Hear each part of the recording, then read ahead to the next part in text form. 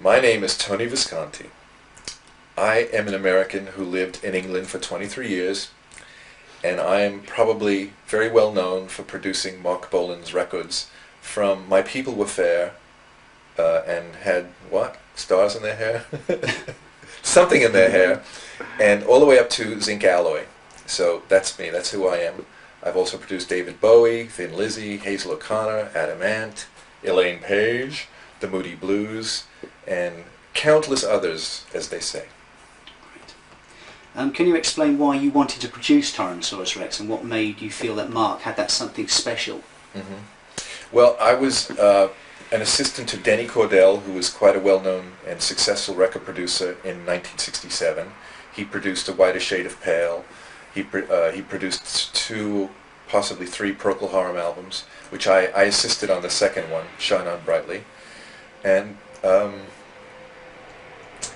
he produced the Moves albums, Shazam, which I was the musical director for, and I played bass on that. I wrote for the strings, and basically I wrote in strings and orchestration, and I helped Denny produce. He needed a musical translator for his ideas. He wasn't a musician. So after about a year of that, he said, you have to go out, or maybe even 6 months of that, he said, you have to find a band of your own. I think you're ready to produce. And being part of signed to his production company with David Platts, that was the idea, to put out more product, and that was another reason why I was shipped from America. I was imported from America. So literally, I kept opening a newspaper called the International Times. It was a London underground newspaper. Like in the back, they had adverts for like little pot-smoking pipes and all that. And, you know, it was like the hippie culture. It was the year of flower power too, 1967.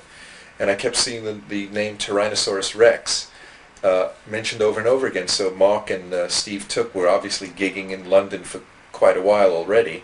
And I was intrigued by the name because it was a very long name, and I thought it was very cheeky to have such a long name, would make people pronounce it and all that.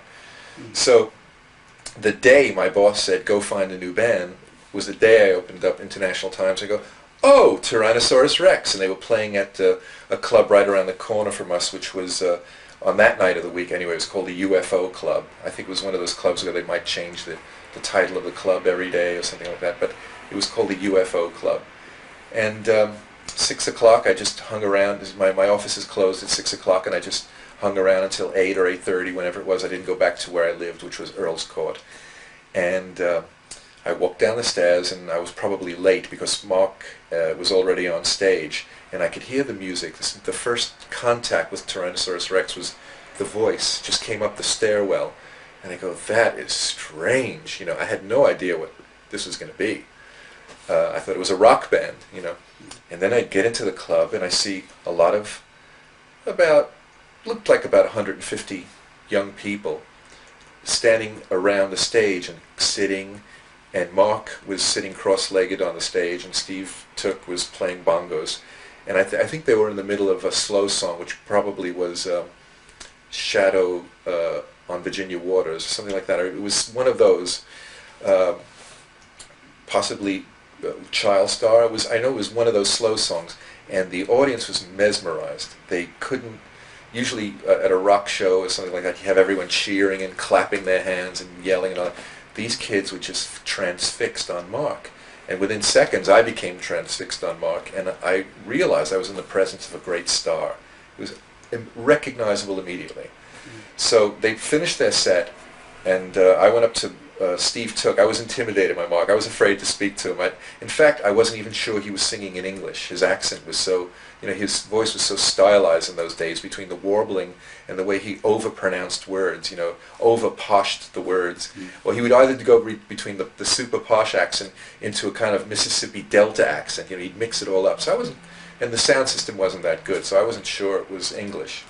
So I went up to Steve, who looks a safer bet, and Steve was like out of his brain. He says, oh man, don't talk to me, go talk to him, he's the leader, you know, and he just waved me away. So I said, okay. So I went up to Mark and spoke to him, and I said, I'm totally impressed by what you did. I'm a record producer. I would like to work with you. If you do you have a contract, do you have a label or anything like that? And he said to me very arrogantly, he said, oh, you're the 7th or 8th record producer who came in this week. John Lennon came in last night, and he wants to produce us. I said, oh, okay. that's it. I said, well, nice meeting you and all that. He goes, but wait a minute, do you have a card? And I said, yeah, I've got a card. So I gave him a card, or I wrote my name on a piece of paper. And I went back the next morning, and I totally believed the story that John Lennon was going to produce him, or wanted to produce him. And I told my boss, Denny Cordell, about seeing the duo. I said, they're amazing, they're really super terrific. But he says that John Lennon wants to work with him, so that kind of excludes us, because John Lennon's going to offer him £1 million, and we can't afford him. Just then the phone rings, and it's Mark down on the street on a payphone. And he said, it was about 10 o'clock in the morning, or 10:30 in the morning. He goes, I want to audition for you and Denny Cordell. I went, sure. He says, I know where you are. You're on 68 Oxford Street, aren't you? I go, yeah. He said, I'll be right up. So I put the phone down. I said, Denny, he's outside in the street. He's coming up here in a minute. It was so exciting. And Denny said, okay, well, let's hear what he's got. So Mark and Steve were knocking on the door within about 5 minutes. And they set up a little carpet, a little rug, rather. I think it was probably the same one they were playing on the night before. It was just like, it was about 6 feet long and about 3 feet wide. And they sat down. Steve set up his little conga. They kept tuning him up, his little bongos, and Mark tuned his guitar, which I noticed the G string was missing a peg, so he had to take out a pair of pliers and tighten the G string into tune with the pair of pliers. It was a 12 quid guitar. And I think it was a Yamaha, and it had holes in it. It had actually, somebody put a screwdriver through it or something like that. It was a really bashed up guitar. But he strummed and he had new strings on it. It really sounded good. And he went ahead and did the entire set that he did the night before. And Denny just sat back, and he was like quite taken in. You know, he liked them very much. And you could see that he was like saying to himself, well, I like them, but I don't get it. You know, like, what are you going to do with this? You know, it was wacky. It was like, Denny was producing Procol Harum, The Move, Georgie Fame. Everybody had solid drummers. It was like really obvious rock and roll, British rock and roll. And the truth is, what do you do with Tyrannosaurus Rex? Is it a folk duo? Not exactly. The closest thing around at the time was the Incredible String Band. Mm. So that was our only frame of reference. And they weren't big sellers, but I know even Denny liked the Incredible String Band. In fact, he turned me on to them. But still, it was a what did you do situation. So we thanked Mark and we thanked Steve, and they packed up and they left. And Denny said, okay, we'll take them on as our token underground band. So since it was the year of Flower Power, we had to have a token underground band. And I was so thrilled because it was literally the first band I had discovered. And here I was given the green light to go ahead and go in the studio with my very first production. Mm-hmm. After Unicorn, were you surprised that Mark had decided to use the electric guitar quite extensively on the Beard of Stars album? And do you discuss the change of instrumentation with Mark? I wasn't surprised because he used to come to my flat with June, and mainly because they didn't have a bath. Not mainly because, but one of the reasons was when they were living in Ladbroke Grove, Blenheim Crescent, I think it was called. They shared a bathroom, like a toilet, in the hallway with everyone else who lived in the building, and there was no bathtub. So 3 nights a week, Mark would come over to my house for a bath, and the other 3 nights he'd go to Wimbledon down to his mum's house for a bath. And, you know, June and Mark would bathe in my bathtub. And there was always my Fender Stratocaster, which I had. In fact, it was a Jazzmaster in those days. But then I swapped. I swapped guitars with Tommy Evans from Badfinger, and then it became a Stratocaster. I swapped with him. But anyway, the guitar was always there, and Mark didn't own one, and he'd always pick up and jam. And he started doing these like little Hendrix riffs, and I would always comment on how good he did it. You know, he really. I always admired his lead guitar playing. I know he wasn't always in the right key, but that was part of his charm, that he would pull notes that no other guitar player would pick up on. You know, other guitarists were like deeply into the proper blues playing, you know, riffs and all that. And Mark kind of had his own idea of how that would be. So I saw this developing, and he'd sing some of his songs. He would sing his acoustic songs in my living room, my front room, on my electric guitar. And there were 1 or 2 nights when Bowie came over. Same situation. He lived with his mom, and he needed a place to hang. You know, there was like. When I first met Mark, he was still living with his parents, so it was earlier than the electric guitar situation. Oh no, it was actually the same time that I would have 1 acoustic guitar and 1 electric guitar, and David would pick up the acoustic and Mark would pick up the electric, or vice versa. So I saw an electric guitar in his arms from, I'd say, the very first album. from the My People Were Fair album. But so it was like a logical progression by the time we got to the T-Rex. I think in Unicorn we almost started to use the electric. I'm not sure if we did or we didn't. It might be in there subtly. Yeah. But definitely Beard of Stars with Elemental Child. You know, that was really the debut, the official debut of the guitar. And so it was no surprise to me. It has been strongly suggested that although Mickey Finn's face was on the album's sleeve, it was actually Steve Took's percussion that was used for the album. Can you confirm this one way or another? And also, what contribution do you think Mickey made to the band, other than being the face? Right. Well, I remember June was very excited when Mickey joined the group because she said he looks beautiful, and she said you should see how they photograph together. She was waxing lyrically about how great they looked together, and I assumed that he was a good musician.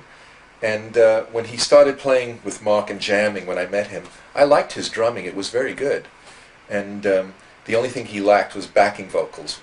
Steve Took was like a master at backing vocals. He could do harmonies and lines, and he did his chirpy little sounds and his elfish kind of sounds and all that. And Mickey obviously couldn't do that, but he was a percussionist. He could play those congas really well.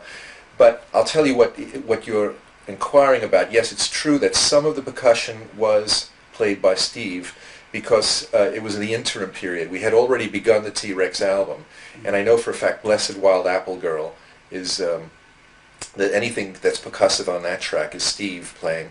And I know there's another one. If you have the album, I can tell you probably if I see it. Just take a run for it, it's alright. I've got another tape, yeah. On come the specs.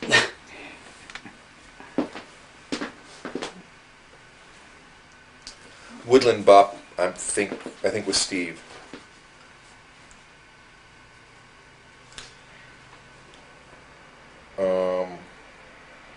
Great Horse.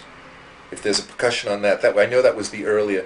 We began the album without Mickey in the group. Right. Great Horsey. Elemental Child was Mick. Yeah, so there are a couple here, and then Blessed Wild Apple Girl was a B-side or something. It's not on this, is it?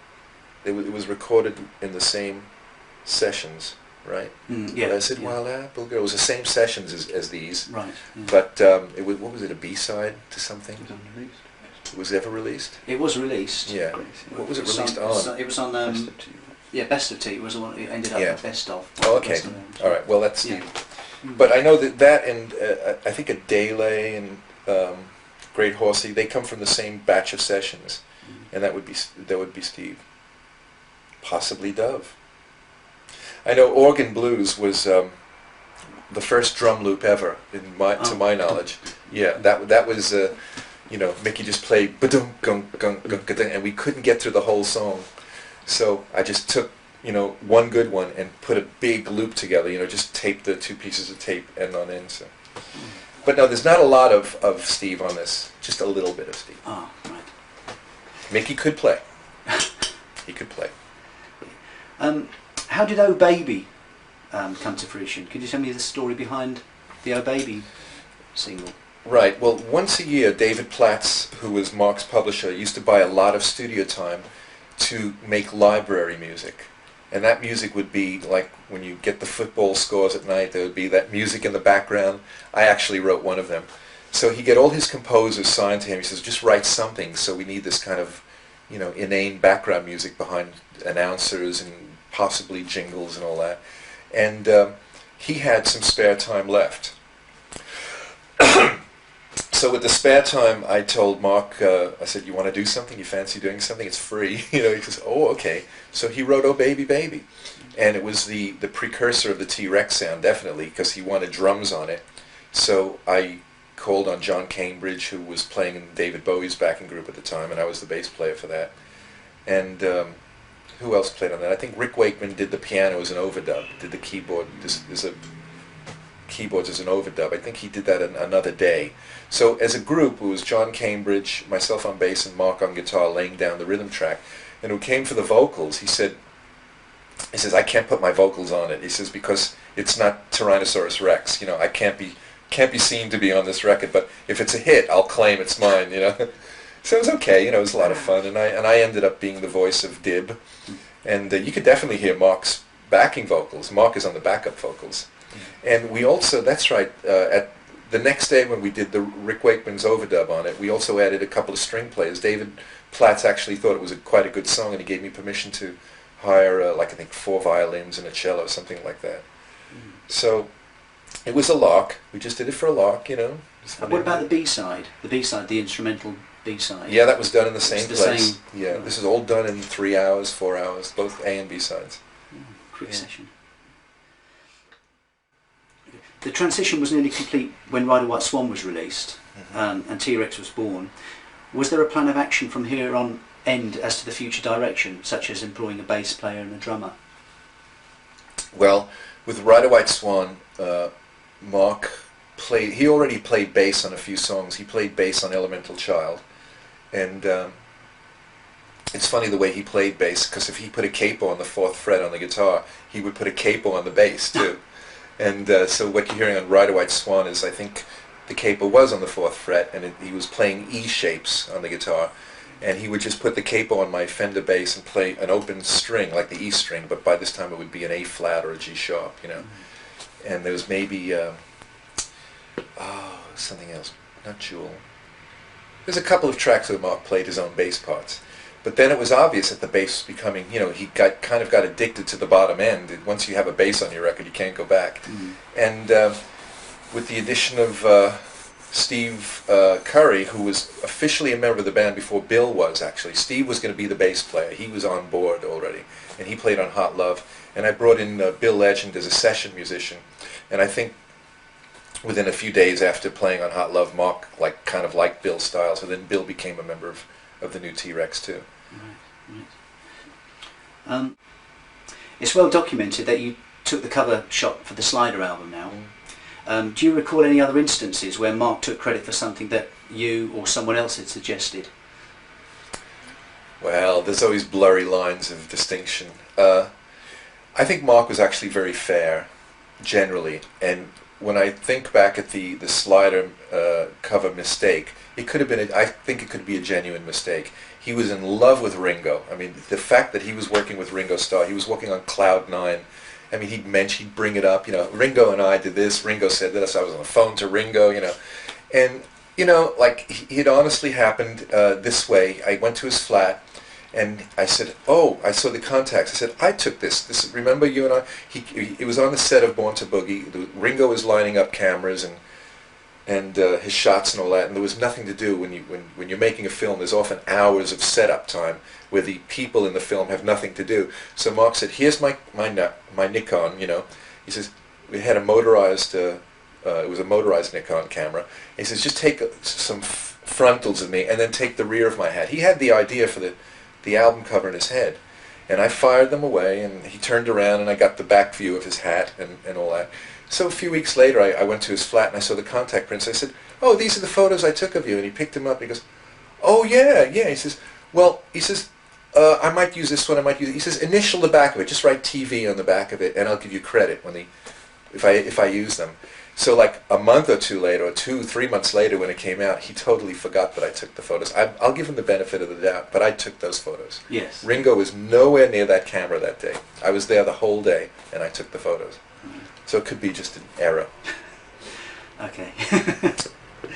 And I'm sticking to that.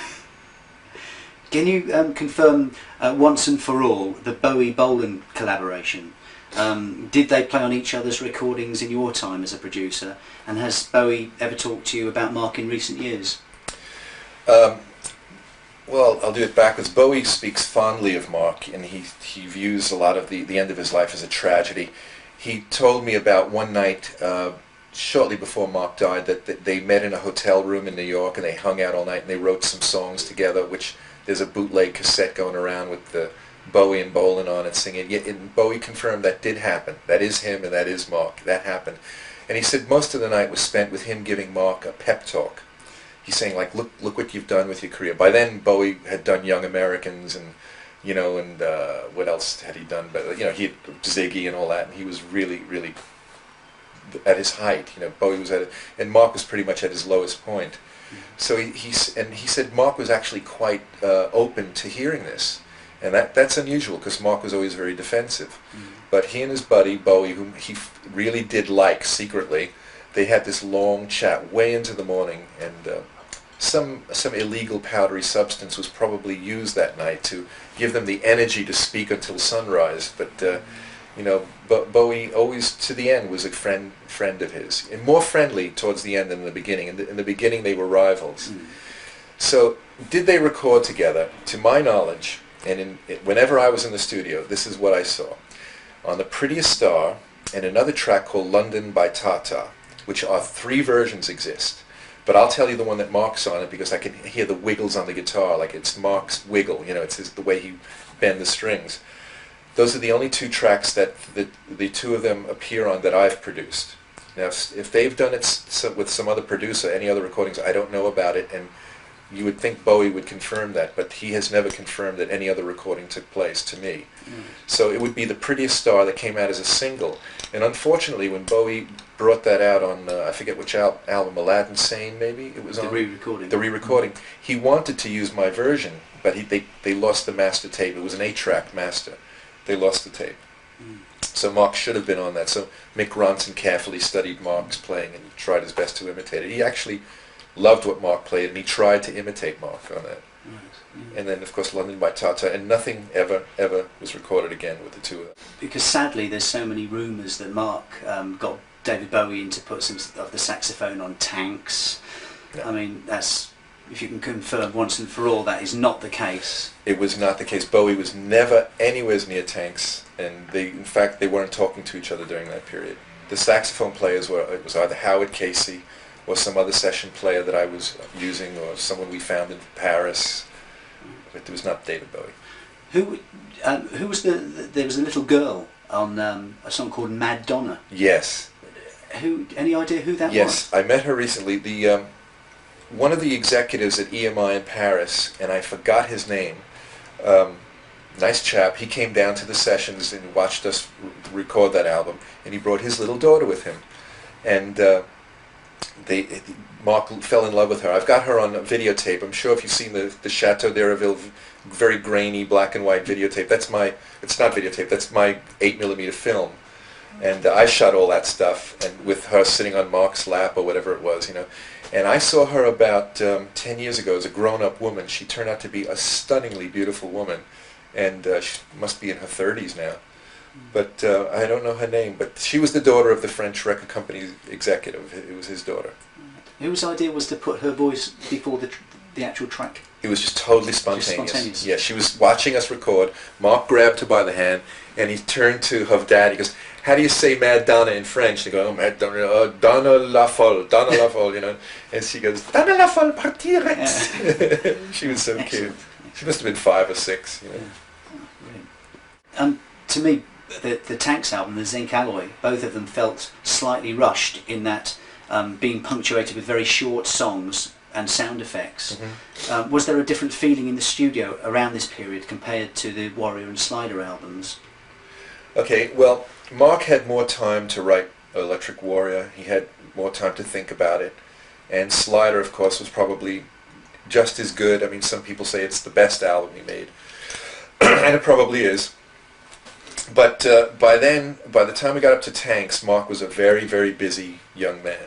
He was doing all these photo shoots, doing all the interviews, and he loved to be interviewed. That took precedence. He kind of thought that he could manipulate the press, and British reporters are pretty clever. They're a pretty clever lot, and you know he'd say all this bull, and then like he would be exposed in the NME. Like somebody would find information. Like for instance, he'd say, "I'm making a film with David Niven," you know, and it would be like headlines one week, and then the next week, well, we've phoned David Niven's office and they can't confirm that this film will ever take place and all that. So that became his output of creativity for a long time.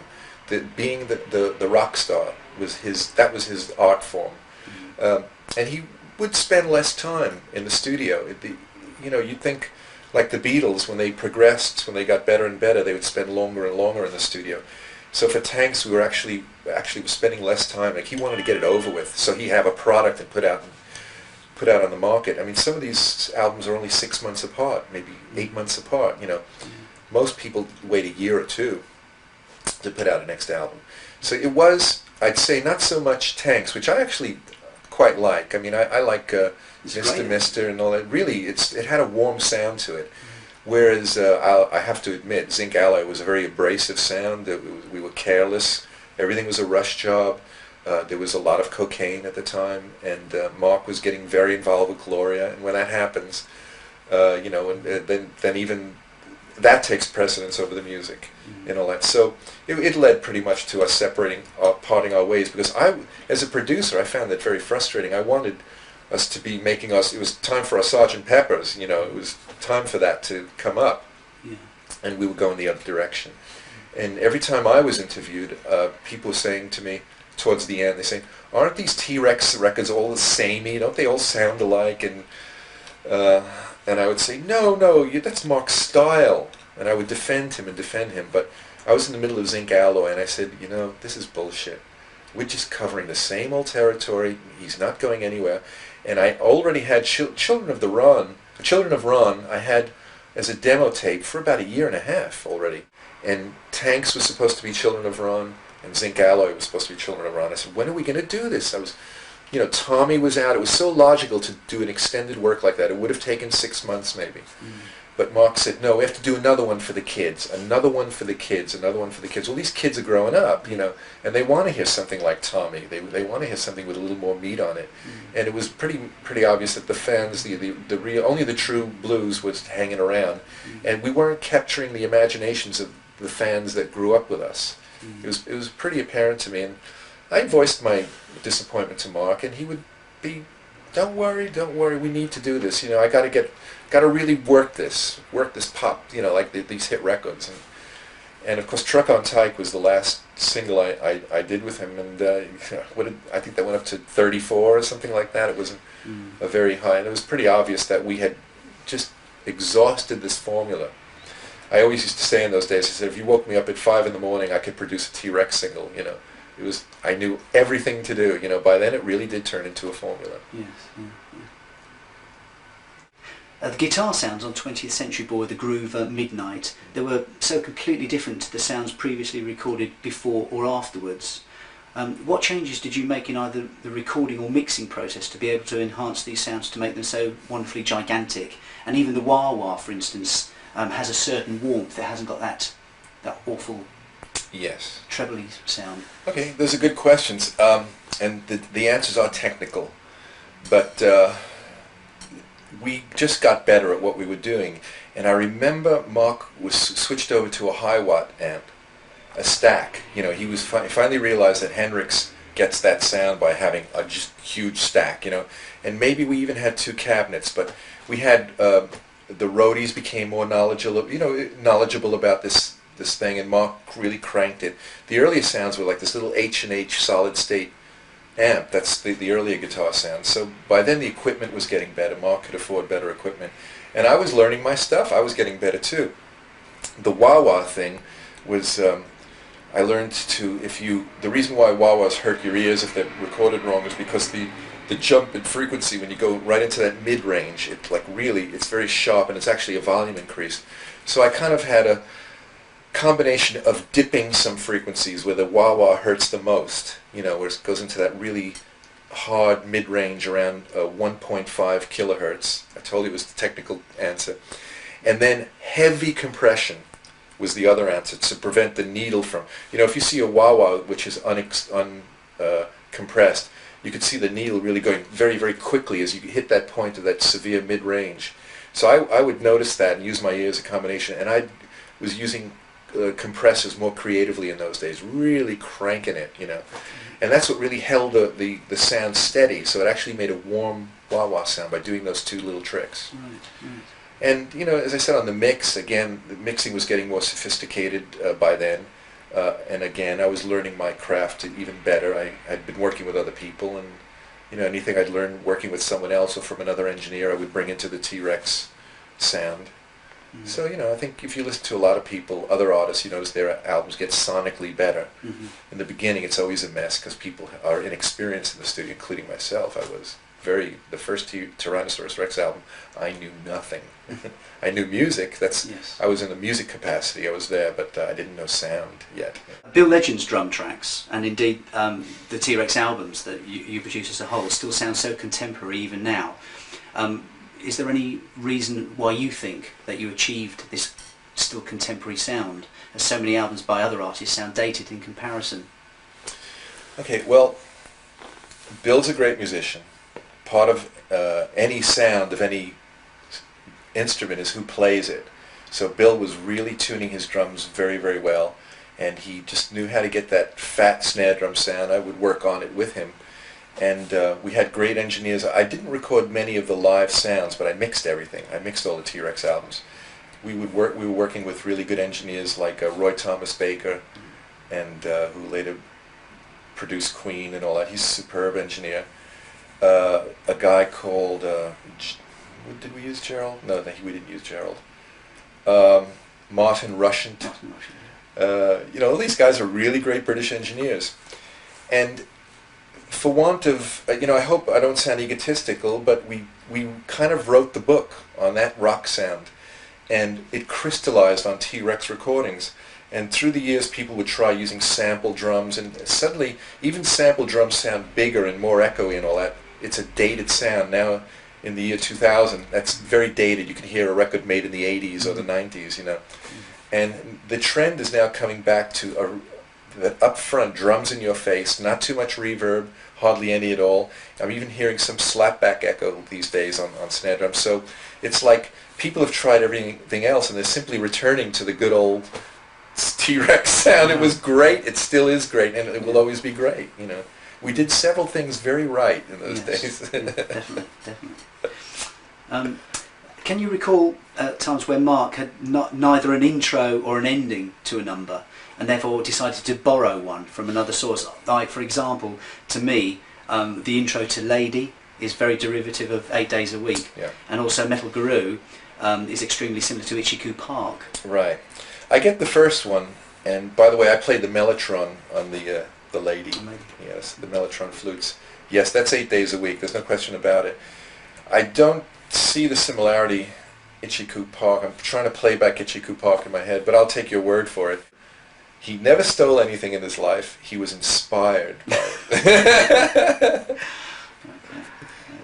So no other instances that you can think of that you think that was from such and such, like Jeepster, for instance. Yeah, would be mine. I was really shocked when I heard the original Jeepster. That was note for note lifted, you know, even the chord changes. But you have to admit, if Mark did borrow or was inspired by or even blatantly stole, it came out his way, and it wasn't, you know, for instance, it didn't sound like 8 Days a Week. It was just the chord changes he borrowed. So I mean, that's okay. You know. Mark supposedly had conscious and subconscious premonitions of his own death. Lyrically, examples: pulling foxes from a tree, car reference to the license plate and the tree itself. Summer is Heaven in '77. Also, there's that strange painted by Magritte 16th September with the tree. He didn't think he'd reach 30. What are your feelings about all these strange and not so coincidental examples? Danielz, this falls under the Paul is dead category. I don't speculate on stuff like this. I'm sure, you know, you could make connections, and nothing surprises me on this planet, in this world, but I have no idea about those things. I have no particular comment to make about that. Right.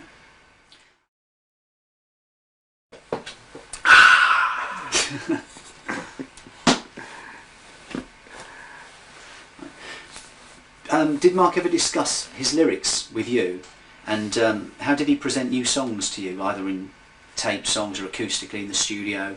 Was there like a step-by-step approach? Well, Mark would bring his book. He had like one of those books you buy in W.H. Smith, you know, an exercise book, and he would literally just open a page one at a time. He said, "We'll do this song on the album." He'd go to page 2. He goes, "We'll do." So he would just basically turn the pages of the book and say, like, "We're going to do all these songs." And we'd have lyric discussions, you know, and sometimes I'd ask him what the lyrics meant. I remember the Children of Ron, that was the biggest discussion we had, because I said to him, like, what's a dwarn? You know, and he went in, I wish I had this on tape, but it was like me and Mark sitting in this dark room. I painted my music room black with red. All the wood and the paneling was all done in bright red, so it was like this very strange atmosphere. And Mark would discuss the entire Children of Ron situation, almost as if it was a complete book.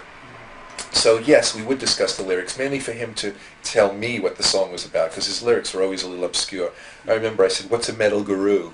And he said, "Oh, it's a car." You know, I go, "Oh, okay, it's a car." You know, so we had discussions like that.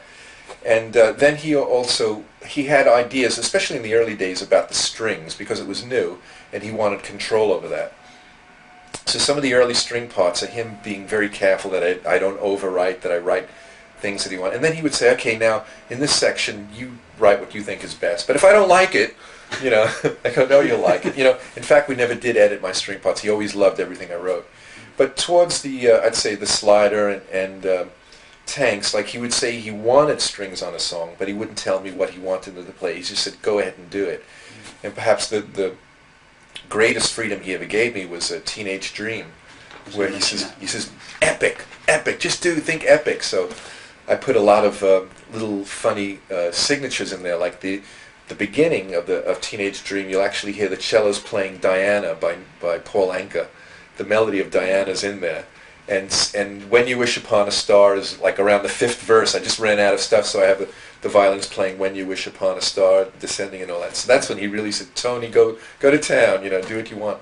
So yeah, every album did begin with like at least one day of pre-production, and somewhere I've got, well, you probably don't have them anymore, but I would record a lot of him, just acoustic versions of these, and probably some of these have made it on these. In fact, they have. Some recordings of the acoustic versions have appeared on these Edsel, you know, what do you call them, Unchained? Unchained. Oh, the alternate versions. These were versions that Mark would be terrified that anyone ever heard. He used to like really hide them and lock them up, so now they're out. But yeah, so quite a lot of pre-production took place. I would go into every album understanding what we were going to do. And, you know, I'd come up with ideas and he'd say, "That's great." Saxes we started using quite heavily. Pianos. Are there any tracks that you are particularly happy with from a producer's point of view, and why?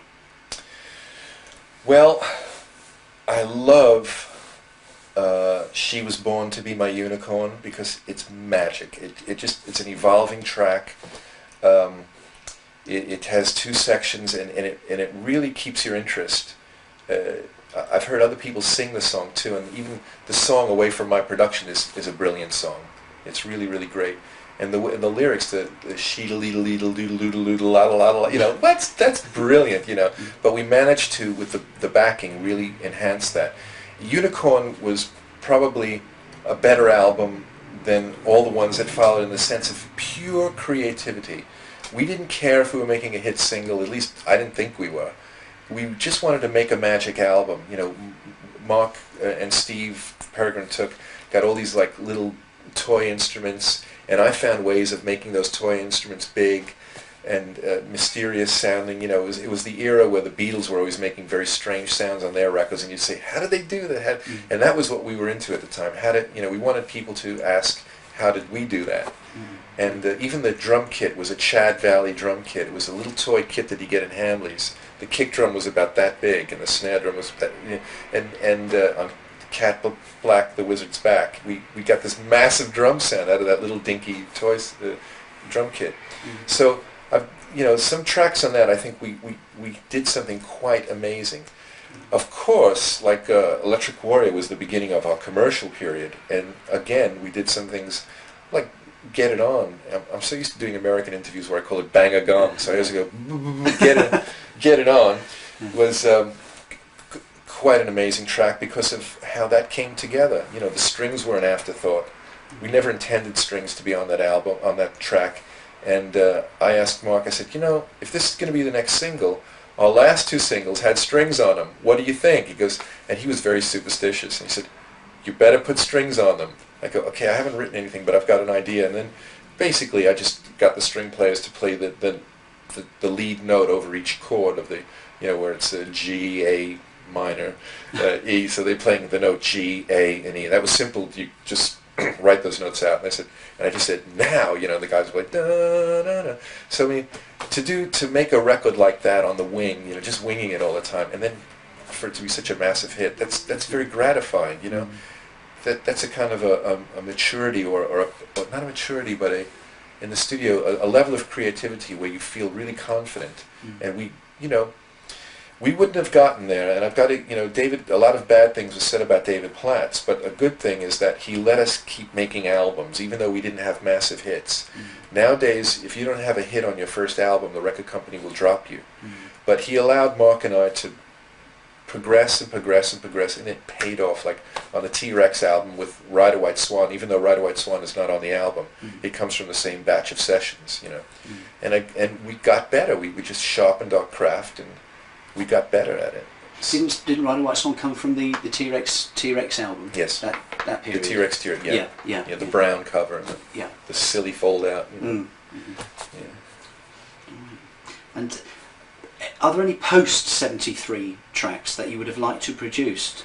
And what changes would you have made? Or in fact, did you bother to listen to anything post-73? Yeah, I mean, I now, since I played with you on a T.Rex tribute about 3 years ago, was it? And what did you sing? You sang Light of Love. You sang Light of Love. Yeah. Okay, and you didn't make one of the shows, right? You didn't do the final show or something like that? Because I ended up singing Light of Love on either that one or the next tribute. Did you make all 3 shows, or did you have to go back to London? Was there 3 shows? Yeah. Oh, I did 2. You did 2, yeah. Yes. So you could. So I ended up doing Light of Love, and since then I formed a band called Leather Boa. So I now do Light of Love, even though I didn't produce it. I think it's really apt that I do that song, because I didn't produce it. But yeah, chrome, sitar, and all that. I mean, I think Mark was really writing well. And he was changing his sound, and he was really thinking, and he had gone pretty much the drug abuse was kind of not as bad as it was on Zinc and all that, and I would have loved to have produced some of that stuff, definitely. I can't, Light of Love, I really do love the song. Obviously, I'd like to do that one. I know what was the album after Zinc? It was... Bolan Zip Gun. Yeah, Bolan Zip Gun. I did do 2 or 3 tracks on that were meant for Zinc, which was Till Dawn. And I know it was remixed, but I did the production on that. And a couple of other ones I can't remember at the moment. So I think what would happen had Mark lived, he would have gone in seclusion a little bit, he would have woodshedded, and he would have come back with a new thing. Because Tyrannosaurus Rex was a new thing, and then he dropped that, and he changed, and T-Rex was a new thing. It was different from Tyrannosaurus Rex. He had it in him to create a new genre. And he was... I was just remarking to someone else yesterday how, like, after the Beatles, after the initial British rock wave hit, with Dave Clark 5 and the Beatles and all that, kind of went down a little bit, and the next big one was glam rock, and, Bowie and Bolan spearheaded that one. And he definitely had it in him to change the world yet again, but not without taking some time off. And obviously when you hit your 30s, that's kind of, you get a little more retrospective, introspective, and I think Mark would be around now. He would be about 50 now, wouldn't he? That's unbelievable, isn't it? Mark Bolan is 50. But do you feel that Mark would have made it without you, without your input from the beginning? Okay, well, that's hard to say. I can tell you one thing. I had great patience, and he was very naive and very raw, so the combination was excellent. I knew how to pamper him, to make things right for him, to help him around. And very few producers at the time, except for maybe George Martin, could do all the jobs that I did. If Mark said I want strings, I could do the strings. I could tune his guitar. I could do a lot of stuff. I know he had a lot of unsuccessful attempts before he met me. So it's mere speculation. And I know after me he wasn't so successful. So, I think Steve Curry acknowledged that, he said something like Mark and myself, we were like the new Lennon McCartney or something like that. He did say that. He quoted, that's a quote of his, and that's... I'm glad some people recognize that we had a similar kind of relationship, and we certainly did. It was a very, very special relationship I had with him. Yeah. I do think people consider you as like the 5th member of T-Rex. Yeah. A lot of people think that, I'm sure. When was the last time you spoke to Mark, and what did you talk about? We met backstage at the BBC. One of my artists was on Top of the Pops. It was about 1975. And I hadn't spoken to him for about 2 years. And we bumped into each other backstage at Top of the Pops. And it was like the first time, and it was a little acrimonious when we split up. We hadn't really spoken. We hadn't patched it up. We looked at each other, stood still, and then he opened his arms and jumped me and just threw his arms around me, kissed and hugged me, and said how great it was to see me again. And Gloria was like right behind him, looking very trepidatiously at me. And she came around and hugged me, so it was really nice. It was a very, very nice reunion. And he said, we have to get together again. I hear you've got a recording studio, and and I said, yeah, we really do have to get together. Okay, I'll call you, I'll see you. And that was it. So that was really a nice completion. And then nothing after that until he died, and of course I didn't see him then, but apparently I was out of the country producing somebody during the period he died, and right after the Granada shooting, he had dinner with Bowie and one of my chief engineer, a producer called Colin Thurston, and Colin took him to Chinatown for dinner, and then they went to see my studio, and Mark looked at my studio, Good Earth Studios, down in Soho, and he said, oh, this is beautiful, I love this place, wow, doesn't Tony have a nice place? He said, I've got to record here, I've got to work here, this is a great place. And that was it, and he died shortly afterwards. Shame. So it was good. It was two forms of completion that I know it's sad that he's dead, but it kind of it healed my wounded heart about how we split up and all that. Mm. Do you have any final words about your relationship with Mark, either personal or musically, that you'd like to cover that we haven't covered? Well, my relationship with Mark, I think, was very good, considering how he was such a big, flamboyant star that he had very little of a private life. I know he and June had special private moments, and they had a very secretive life which excluded everyone virtually. If you want to talk about the inner circle, that was it. It was Mark and June first. Then on the immediate next circle, I think I was included in that, along with Jeff Dexter and some of the faces around at the time. And of course, finding Mark as a Tyrannosaurus Rex, we have history that you won't find a lot of other artists and producers have. Some artists and producers last as little as one single or maybe one album and all that. The fact that we did about 10, and I could be wrong, maybe it's 8, I don't know, but probably about 10 or 8 or 12, I don't know, something like that, is really, it's validation that we were really close. We went nude bathing together. That's pretty close. He kicked me in the bollocks one day, that's close, We used to have fist fights. Yes. Yeah. He was like, because I was studying karate, and he says, I know karate, bang, bang, bang, and he comes and starts punching me and kicking me, and one day he got in, and it really hurt like mad. Yeah. We had super colossal jokes that we shared, we used to speak to each other like Bob Dylan. You go, hey Tony, how are you, man? I go, I'm doing fine, Mark. We do that to each other. We had like all these in-jokes that it's kind of band humor, and musician humor and all that. So there was a golden period where we were like the best of friends. I remember he told me about the Lord of the Rings, and I said, oh, that sounds nice. I'd like to read that.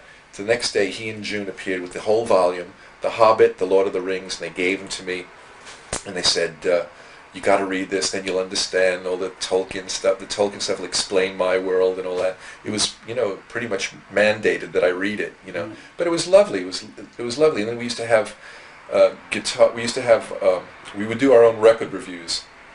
After Mark had a little bit of money, every Friday he would send his chauffeur out, or something like Alfie O'Leary, go out and buy 50 new LPs, 50 albums, and he'd put the needle down on this, it would be the latest pop album from some British group, some American group, and he'd say, maybe listen to it, then he'd drop the needle somewhere else. He goes, what do you think, Tone?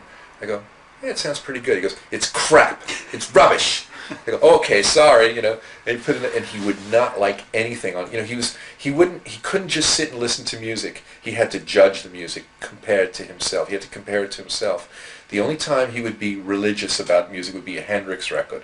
If you put on a Hendrix record, he says, listen to this. What do you think of this? And I go, yeah, that's good. He goes, it's fucking amazing, you know. Listen to this, you know. And he loved Clapton too. June knew Eric Clapton, and one weekend, some Monday, we went into the studio, and his eyes were all glazed over, and I said, "You have a good weekend?" He goes, "I sat at the feet of the master." I go, "What?" And he goes, "Yeah, it was Clapton. I just sat down, and June brought me to his house, and I just sat down and I watched him play guitar all day long, you know." So, you know, it's nice. I shared some great moments with Mark like that. Once I told him, this was in the 60s, I said, I'm going to take an acid trip this Saturday with my girlfriend.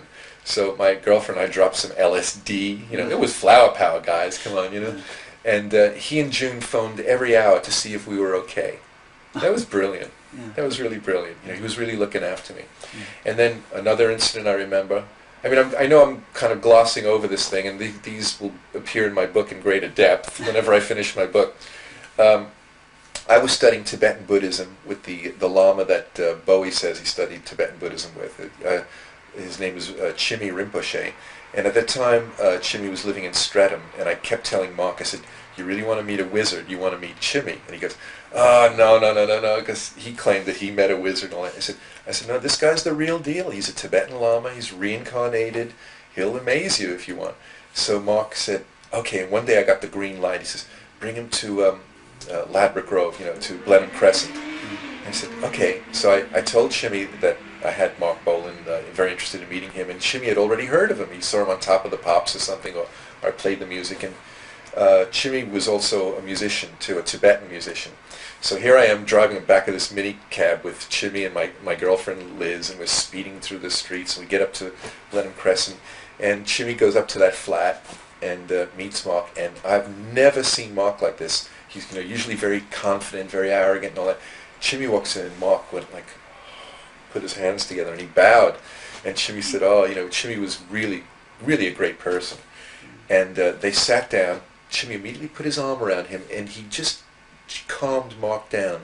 Mark was like a little boy, and he sat across from Mark, and he goes, "I listen to your music, and I hear many things." He says, "You only 2 or 3 musicians, but I hear 1, 2, 3, I hear 8 instruments. How do you do that?" So Mark says, "Oh, well, you know, Tony and I, we overdub, you know." Chimi says, "That's amazing, you know, that's amazing." He says, and Chimi got very serious, and he says to Mark, he says, "Tell me about yourself."